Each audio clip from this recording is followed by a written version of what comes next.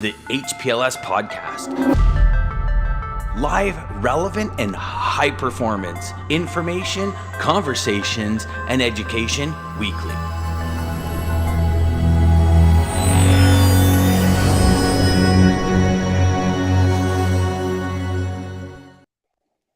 Boys, I got to tell you, I felt like Shooter McGavin there for a second. I so did I. I was, let's drop some did bombs. I really hit the button? Is it good? Is the video about to play here? Did I hit the button? It was kind of one of those. Did we screw up already? Good morning, boys. Are we even live? I think we're live. It says end stream, so we're live. I think we just don't have an audience yet. Nobody said hello to us yet. We're just, we're useless. Everyone's we're hopped off. Here. Everyone's still lining up for their Starbucks red cups, right? So that's the reason why.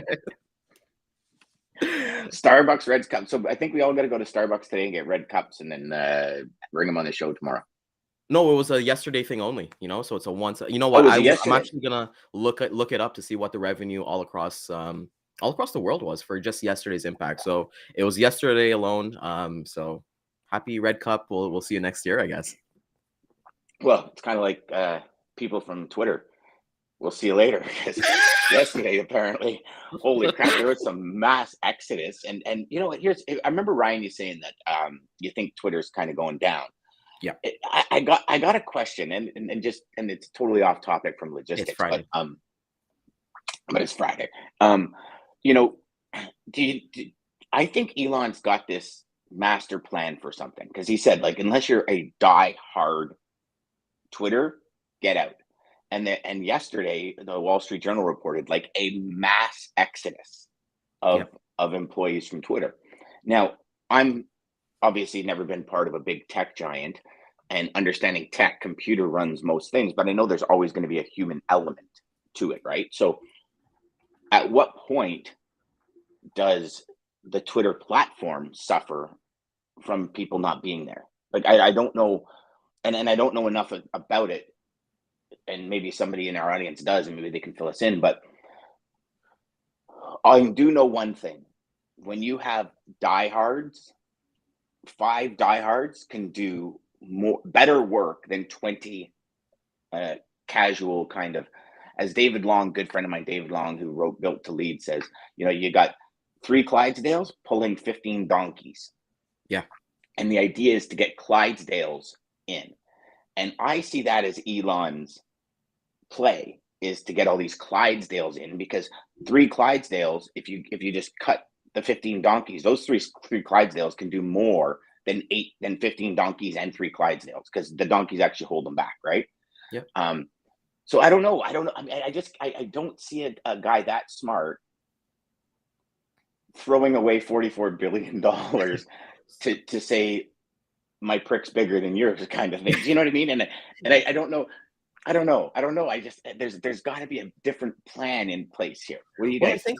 So before everything, from what I've read, at least before everything happened, Elon was on the board. He was on the board of Twitter, right? And then he made a tweet saying that, maybe one day I should just buy Twitter, right? So when he made that tweet, he did that as a shareholder, like somebody actually on the board, right? And then what I believe was that he was kind of forced, kind of pigeonholed. Well, you said you're going to buy it, you got to follow through, right? So what I've kind of read is that he had to buy it, and the previous owner, Jack Dorsey, he's already started his other like Twitter, I don't say what is it, competitor, but they've already started, and everyone who's kind of got laid off, he's kind of brought them into the fold with his company, so with his startup, right? So you just look at Twitter as a whole, right? Because I'll be honest with you, the best thing that I learned from Twitter, I learned that what was his name, Osama bin Laden, that he was killed by the government on Twitter. Twitter's a great news source to find out things, right? And I deleted my Twitter maybe 5 years ago because I would just be wasting time on it, right? But I think once you kind of get back into that, and then there was an announcement this week in the US that a certain somebody's coming back for 2024 for that presidential run. So I'm interested to see what the future is, right? I know we're talking about Twitter here, but it's important because we do stream on Twitter, so so it should be. Well, that's it. And do you guys like Jim Jeffries? I don't even know who that is. The comedian Jim Jeffries. He's the Australian comedian. Jeff, I think you're on mute, brother. I think you're muted there, brother. He's got the Geek Squad coming. He's like talking to them on the side there. But yeah, Jim Jeffries, I'm not too sure, but what about him? So he actually he had a special called Freedom, and in the special he talks about when a certain person was going to be elected. He says, you know what? Part of me says, fuck it, let's just bring him in and see how screwed up shit gets.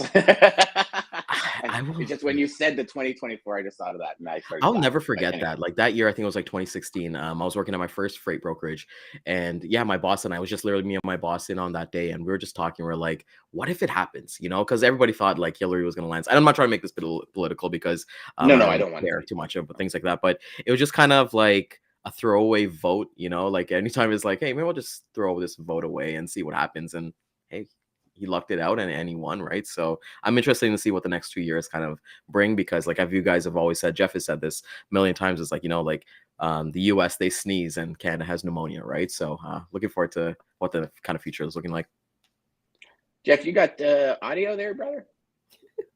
He's gonna do sign language for us today. So Yeah. Can you hear us? yeah, maybe Yeah, log you're out and okay. come back in, brother. But Dan, man, let's So get started, man, because today is a let's big get day. I know started. last week we're Good talking morning, Scott. about from there. What Good morning, were the big Daman. words for the week, my friend? Morning, Lisa. Okay, so I'm actually ecstatic this week. So I've been, and I don't know if I've told you guys or if I've said anything on air, but I've been having so many issues learning how to eat again. Like so many issues. I was 197 when I went into my treatment. I was like 162 at one point. So like that's a lot of weight, right? Hmm. Um, when we went in and I decided, and the plan was, okay, now we're going to start weaning off of the feeding tube and going to oral. Within like a week, I lost another 9 pounds, and very frustrating. Starting to get to you mentally, really starting to affect your mental health, because it's like you have plans and Hmm. you can't achieve the plans because I've said this a couple of times, your Check vehicle doesn't one, get you there. two. There you Oh, go. there we go. You're back on. And this week, I'm able to eat soup without an issue. Let's go. I'm able to eat scrambled eggs now without an issue. We kind of, through working with my speech pathologist and my wife, we've come up with a plan for the next couple of weeks. In speaking to, and it's funny because we have this perception of where we are, and it's like, should I be further, should I not? And I talk to people that have gone through what I went through. Like, in one person I know finished his treatment at the beginning of November, and by the end of December he was eating Christmas dinner. Nice. And I'm like, I'm 2 full months into this right Yeah. now. Like, I'm on week 9, and I'm barely getting through a bowl of soup at last week. Do you know what I mean? Like, and so you start thinking to yourself, like, what's wrong with me? How come I'm not healing as fast? Like, I'm a healthy guy. I'm young. But it's everybody's journey's different. But and it's funny because this goes back to sales. You never compare your journey to somebody else's journey. You always compare it to that extreme journey. The guy doing 50, 60 G's a week, and you're not. And it's like, why am I not doing that? But you don't pay attention to the person that's been in the industry for 2 years with you, that's right around the same time as you. This person's been in it 10 years, and why am I not there? Right? It's just this human thing we do. So that's my big win for the week, was mentally. Had some really great conversations with some really great people, Hmm. that brought me back to reality. Um, you know, putting all these things, or these milestones on me, like, even to the point where we booked time away. My wife and Christine and I are going away for my birthday, and booked a reservation at the Outback, because part of what I want to eat is the blooming onion from the Outback, right? Don't know if I'll be able to do it realistically, Mhm. but it's like, so I'm putting all this pressure on myself to meet these false obligations that I think I should be at. So I just had to kind of tone it back a bit. Yeah. And but in toning it back, it affected me mentally, and my mental health was impacted huge, because I'm not the guy that tones anything back. I'm the guy that says, this is where I want to go. And I will move every single mountain to get there. And even if I hit here, I aim way higher than anyone else. So like even my doctor 2 days ago was like, well, let's look at SMART goals. And I'm like, oh, don't tell me about SMART goals, because I've never been that guy. But control the controllables. I can't control that's exactly how right. fast my body heals, right? I can't. I as much as I would like to, I could do everything in my power to help heal it, meaning like eat really good soups, eat yogurt, like I'm eating yogurt now. You know, drink my milk, have my shakes, put the nutrients in my body that can help me heal. But the reality is the radiation I went through and the chemo I went through is the harshest radiation and chemo they have now. And my body just needs to heal. And it's like Maggie said, I have to be grateful that you're past the storm. Thank you, Maggie. And I do. I have to be grateful for that. So this week has been a real mind shift week for me. You know, and here's the thing, you know, guys, when you, and I'm sure I've said this before, and I apologize, Ryan, because I know Ryan's like, Dan, you repeat yourself a lot. Dan, we should give you like a 2-minute timer, man. We gotta get there. Like there, yeah. Go ahead. When you go through something like this, the desire and the goal as to what you want to achieve in the end is a big fire. And when you can't get there, it's even more frustrating. So anyone that might be going through that, just if I can give you any piece of advice, it's exactly what Maggie says. Be grateful for where you are and where you've come from. You know, like DJ says, we all have our own journeys and our own crosses to bear, and it's true. But try your hardest not to let it affect your overall mental health, because once that's like, it's like Marcus says. He says, you know, bend, don't break, because once your spirit breaks, it's a totally different story. But that's my win, and I'll shut up because I think I'm like 11 minutes in. Yeah, the show's over now. Let's hit the outro. All right. Let's get out of here. Have a great weekend, guys. Yeah, it's been fun. Yeah. Jeff, brother, what's your wins for the week, my friend? Well, you know, it was that time of year where the way that the market's going and rates are dropping, I got that inevitable call from a couple of my clients looking for reductions. And, you know, those are the toughest things, because you get so settled in and everything like that, you know, you have to pretty much do the grind and say what you have to say. And I said what I did, and I still have the business, but I dropped it quite a bit. And they want to give me more business after that, because they were very appreciative, you know, with the understanding of where they need to be. Because I asked them, you know, where do you need to be? You know, how can I help you get to where you need to be, especially in this market right now? And we had that long conversations. And next thing you know, we agreed. We agreed to disagree, but the overall results was that we agreed. So it was a great win. And we're going to be continuing through next year. So that's always a good win, but it's those tough conversations that you need to have. You know, you don't want to have them, but you need to have them. So it was a good win. That was my biggest win for the week, for sure.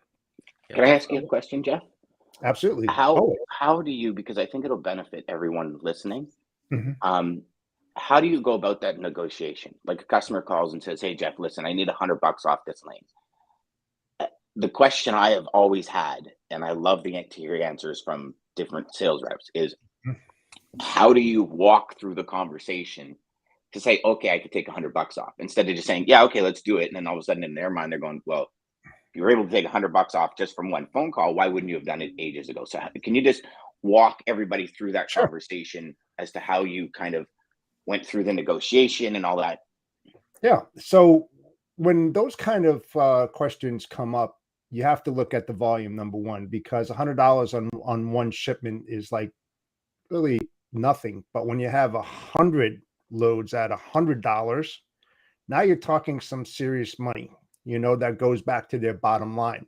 So you really have to ask those questions. What does that $100 represent for the customer? Not so much for yourself, but what does it represent? What are they trying to do? And how is it really worth it? You know, the benefits from reducing it or leaving it the same. You know, how is that going to affect the carrier when the carrier's fuel rates are going up and now you're asking for a reduction? So you're trying to explain that to the customer, you know, how the carrier works and operates and what their cost is, and what they do, what they do. What can you do for them? If I bring it down $100, what can you do to speed up, you know, the process on the dock for the carriers? Because carriers really not going to like this because they're moving 20 loads, you know, a week, a month. You're talking $2,000. You're talking $24,000 a year, right? So what can you give them on the back end?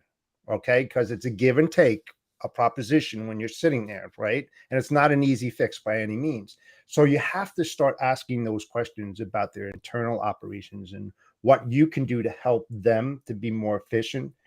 That on the backside, it will help the carrier out. And then you can discuss it with the carrier and saying, hey, listen, I know you don't really want to hear this, but we have to drop it $100.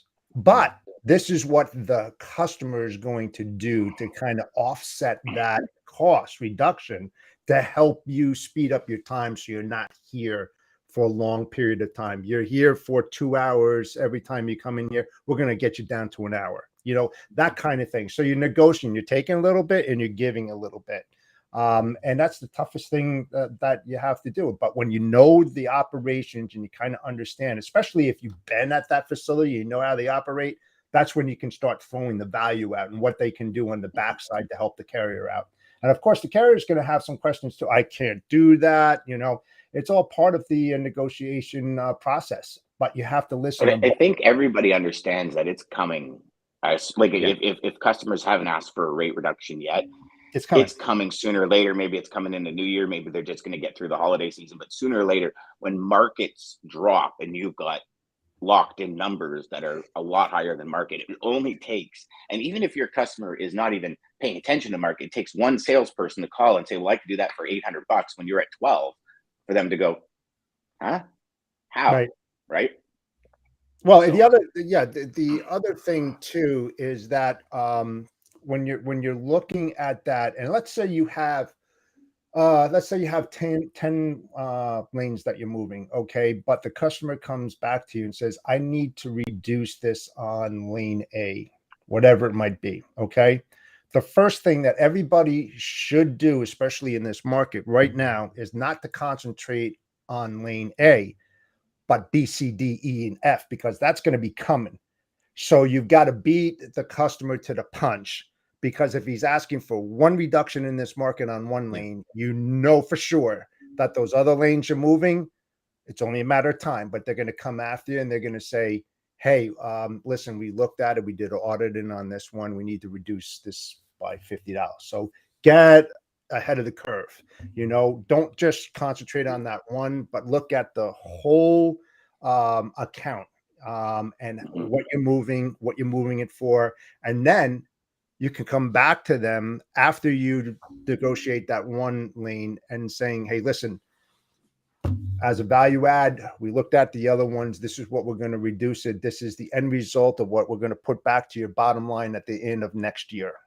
However, I'm not going to etch that as a contract for the whole year. What I'm going to do is that if we see a huge fluctuation in the fuel, we're going to have another discussion.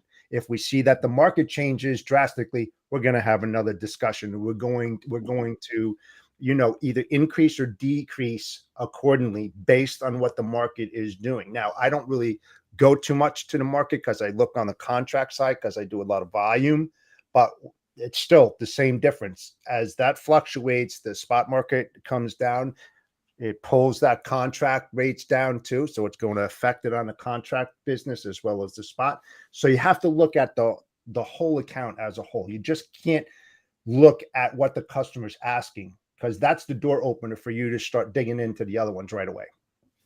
Well, I love the fact that you know, okay, if we reduce this rate, can we maybe reduce the time the carrier spends on the dock? Like, I think that, Jeff, to me is like the ultimate in full kind of a 360 sales view, because you're trying to take care of that carrier as you're reducing pricing. Well, you got to look at it as a win-win-win, right? I mean, if it, like I said in the beginning, so many times you heard me, there's three parties, stakeholders: service provider, shipper, carrier. It has to be a win-win-win across the board where everybody walks away from that negotiation happy. However, if there's one that walks away and is unhappy, you're not going to go anywhere. I mean, you won't be on that account for a long time. So you really got to lay it out on the table, what's beneficial to all involved. Not for you, not for the shipper, not for the carrier, but everyone. And that's the way you got to go about it. Or you're going to fail. You're going to lose that account. Yeah, DJ has it right too. He says, "What does the $100 mean for the customer?" That's it. What does it mean? Not for you, not for you, right?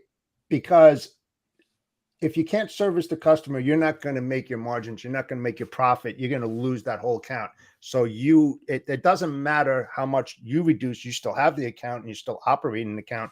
But if you do it the wrong way, you lose that account. It's going to cost you for the replacement of that customer. You're going to lose whatever you could have had. So there's a lot at stake here. So you really got to be patient in your negotiations and try to uncover what I call that hidden bank opportunity. It doesn't have to be monetary. It could be in many different areas that helps them to be more productive and efficient. I like this. DJ says, just call clock and like in poker, Ryan. Just kidding. That was for me because I talk too much. So Ryan, what are your wins for the week, brother? We got like 30 seconds left before the show. Yeah. I'll be really quick. Ready to kind of. Oh yeah, thanks. Yeah. Well, yeah. I think big win is we've for this whole show, we basically booked guests for the rest of the year. So we're all booked. We got jam-packed. We're bringing people with different kind of values and different backgrounds on the show. So I think for me, what's kind of been missing is actually giving that practical advice, because there's so much I can hear about control of the controllables or different kind of things. I want people to actually come in and actually give techniques and tips, right? So we got some video people coming in. We got some people on cold calls. We got people with different backgrounds, especially with the whole women in trucking stuff that happened last week. And I think it was Dallas or Houston and stuff like that. We kind of want to highlight that a little bit more too, right? So I think for me, I'm just excited for the rest of the year and just to have discussions. We have people like Rico yesterday who crushed it, and just honestly, I'm just really, really grateful and happy for all the audience, all the comments, all the likes, and everyone who reaches out after the fact.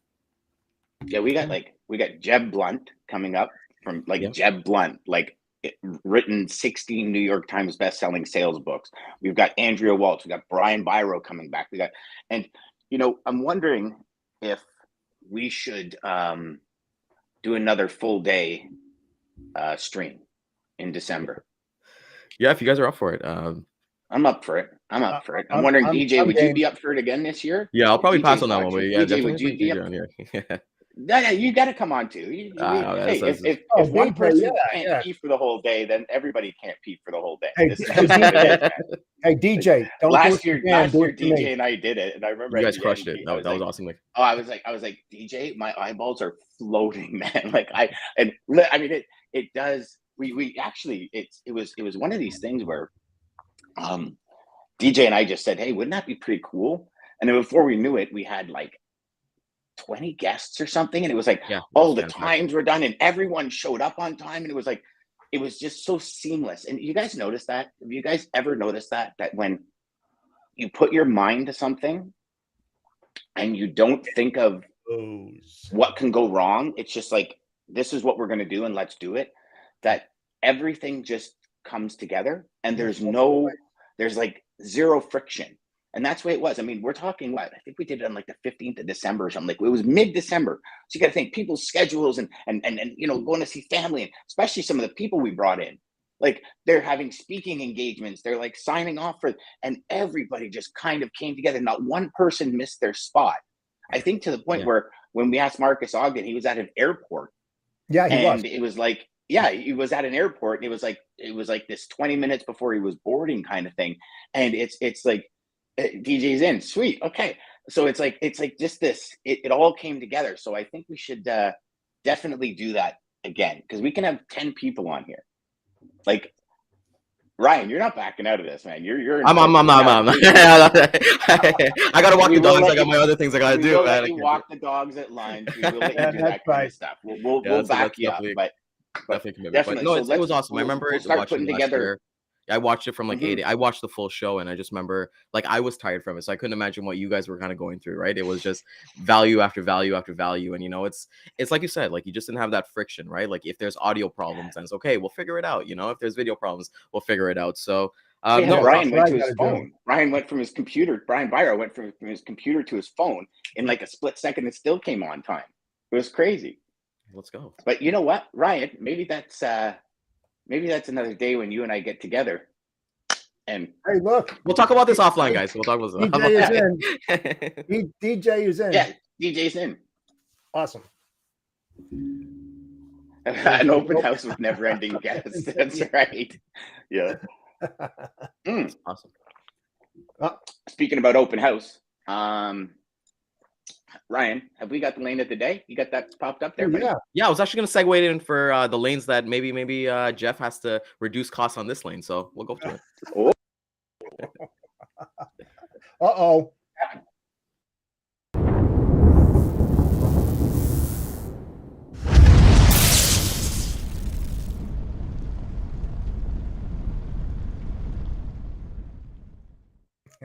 There we go. So today's lane day is going to be flatbed out of San Antonio, Texas, going to New Orleans, Louisiana. Line haul RPM is looking at $2.51 a mile. With fuel is looking at $3.32 a mile as well. Contract is looking at $3.19 a mile. Year over year change has been up 28 cents. And then we're just looking that, the capacity is like, it's been higher than it was like last year in terms of 24 cents than the October average. So it keeps going up and up, I'll get your steel pipes, get all that stuff moved from Texas over to Louisiana. And yeah, definitely get up there. There you go. sweet. Lane of the day. Gotta love that, eh? And gotta love the data that they put out to the market and Tuesday's show and everything. What else is on the pipe for today, gentlemen? What's on the pipe for this week? Oof. Oh, it's another strong week. Honestly, gonna kind of take a little bit easy. Try to enjoy the snow that we got in Toronto today. So get out there, just enjoy the time, man. That's the one thing that I love about working from home, and as well doing the show is like you're able to kind of go into nature, have so much fun, and then kind of get yourself rejuvenized. Did you guys? I read an article this morning, really interesting article from the Globe and Mail, talking about families, how when the pandemic started and people started working from home, a lot of families fled the cities to the suburbs for a more like work-life balance. And now companies across US and Canada are demanding employees come back. And so this one article focused on this one gentleman that left Toronto and went out to Cambridge. And he says, I got great land. It's like the kids are happy, everybody's happy, schools are happy. Now his company has said you have to come back. And he's like 2.5 hours each way to work. And it is literally burning him out, just the drive. And so there seems to be this huge shift in the migration of people. And they're saying it's actually going to cause a huge issue with companies, speculating, right, that it's going to cause a huge issue with companies that demand people are in-house. Interesting, because when the pandemic started, one of the first things I said is, I guarantee you the next kind of evolution of homes is going to be based around the home office. Yep. Right, because so many people work from home. You run companies from your house, right? Like it's no longer just Silicon Valley where you run companies from your garage. Yeah, Dean put a thing out there, if you remember, it was months and months ago, where he said about home furnishings, and that there was a huge increase, especially during the pandemic when they didn't have a home office and they started building them. And they started liking what they were doing, and it really went up. I forgot what the percentage was, but it was high. Yep. Yeah, I think it's Yeah, you know, it's especially with like you said, from Cambridge to Toronto, it's a 2-hour commute, and then in Toronto now, the Coopy guys, I mean, the schools, they're going back on strike on Monday, right? So kids are going to be home, and you kind of look at that balance, right? Because look at now, everyone's sick, like everybody and their mother are sick right now because of like the flu and different things like that. So just come back to your comment, I think even for us, when we got this house, I specifically looked at where is going to be my office, right? Because I've worked in the bedroom, I've worked in the kitchen. Those things don't work for me. I need a space. I even put a door in my office so I can literally close the door and kind of shut off everything from the outside, right? So I just think that as so that well as whole that, space behind you is your office. yeah, this whole thing's my office. This is just the first floor. The whole thing's my Look office. at Yeah, you, we got 3 styling, floors. brother, Yeah, we got styling. Look at you. style and I profiling. thought that Got was the Now just like a that's a corner of the man living cave. room.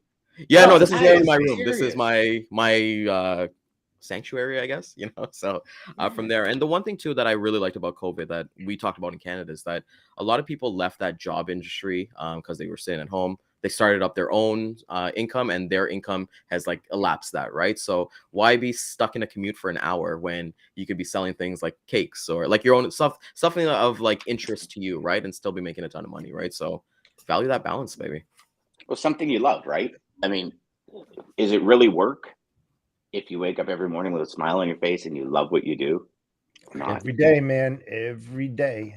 Every day I Mhm, wake up with a mhm. smile on my face and I just laugh. I mean, it's just like it's unbelievable. But I think what happened, and Rico was talking about choice, right? Two choices yesterday.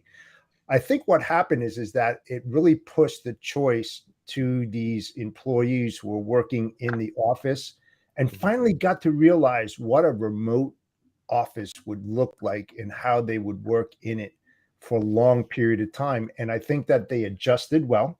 I think we can all agree upon that because everybody was efficient, everybody was productive, they still got their job done, and now Mhm.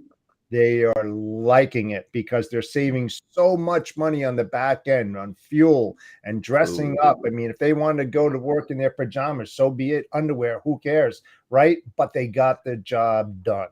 Yeah. And I think that, a lot of people, even if they get let go from their job, if they're really, really good in the industry in which they work in, they're going to figure it out and start their own business up.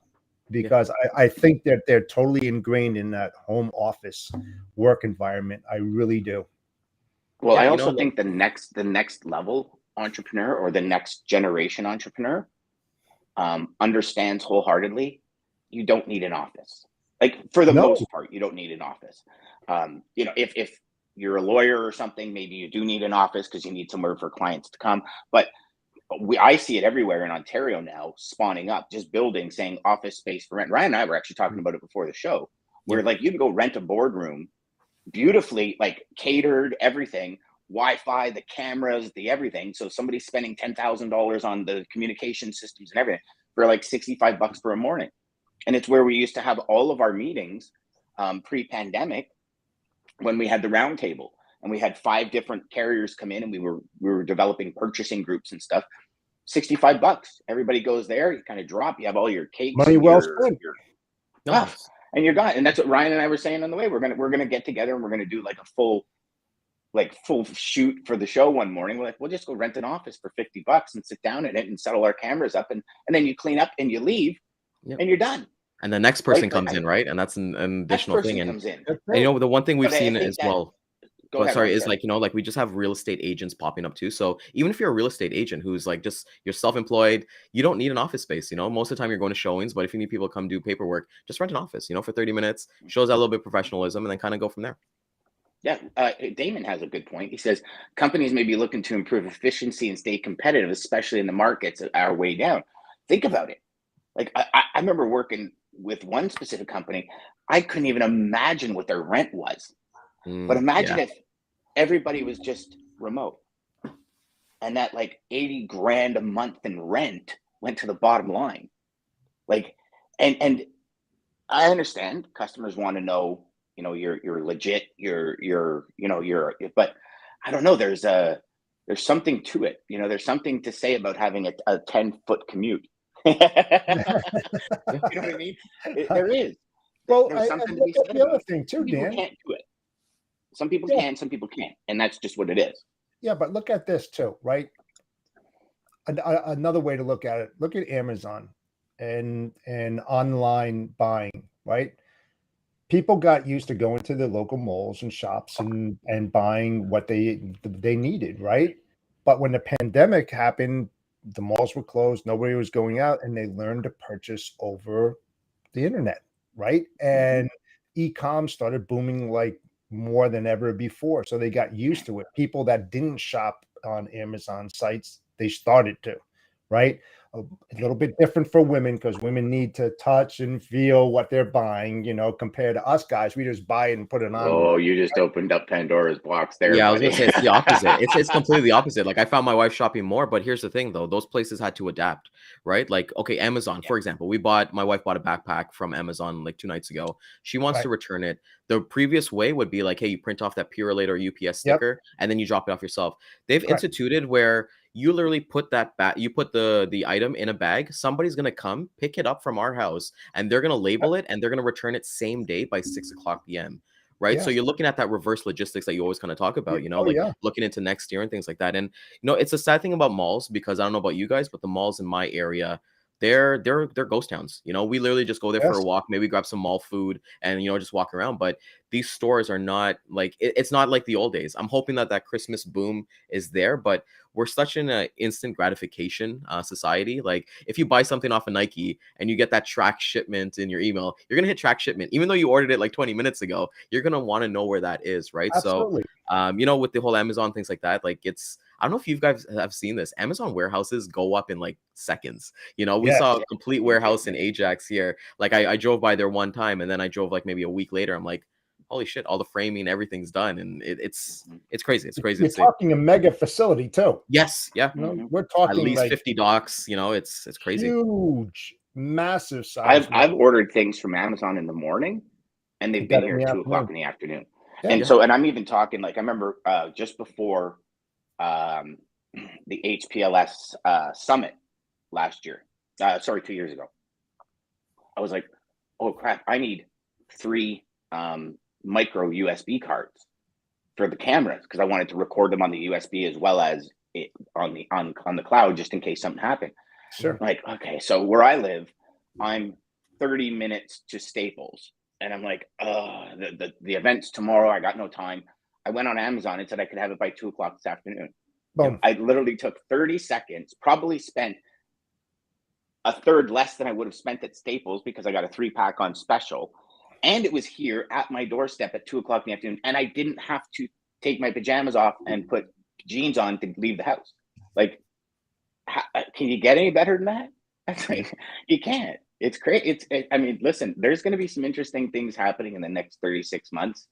That's going to, I mean, all I see, I don't know about you guys, but all I see is white vans going up and down my road. Yeah, And I'm in the honestly. country. Yeah, Well, absolutely. even too, let me bring up this Absolutely. discussion to you guys. Look at like Uber Eats and like Skip the Dishes. Before, I don't know, Dan, you remember like back in the day, if my parents, if we want to get something delivery, it was either pizza or Chinese food. You couldn't get anything else. You couldn't get a burrito, you couldn't get roti, you couldn't get anything. And like now, I can literally hop on an app, order some. Mind you, I'm paying a premium, right? Like those fees are ridiculous, but I can have something here. I can order my lunch. I can even pre-order my lunch. I could send a lunch over to Dan if I wanted to, and it's just technology. Like I said, technology could either be your friend or your enemy, but you got to learn to adapt with it because now, don't they have monthly plans where it's free now on like Uber or something? Pass. I don't know. I mean, we still don't have it out here, but it's a pass or something, isn't it? Right? Like even Cineplex.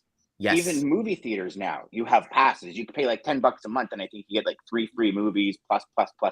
Like everything's moving to subscription based. Everything. Well, here's Like, the annoying part of that, right? Like you're gonna be looking at that you just have everything these days. You got to download an app. Like we're going to the Raptors game in December. Back in the day, either you just get your email tickets through your email. You actually have to have this app in order to get in. So just imagine that frustration. People going to concerts, they're going to different events, and they got to have all these apps. And like you said, with the Uber Pass and everything like that, everything's an app these days. So it's crazy. It's Hey, look, honestly. you can go to a grocery store and you can go on their app and you can pick out all your groceries. They'll pick it for you. They'll bag it for you. And then you just go to a certain slot at the grocery store. You text them what lane you're in and they bring it all out to you. Pop the trunk. That's all you got to do. That's it. Yep. I mean, It's Well, we did that unbelievable. during the pandemic, right? Like Yeah. I did all my shop, and you know what?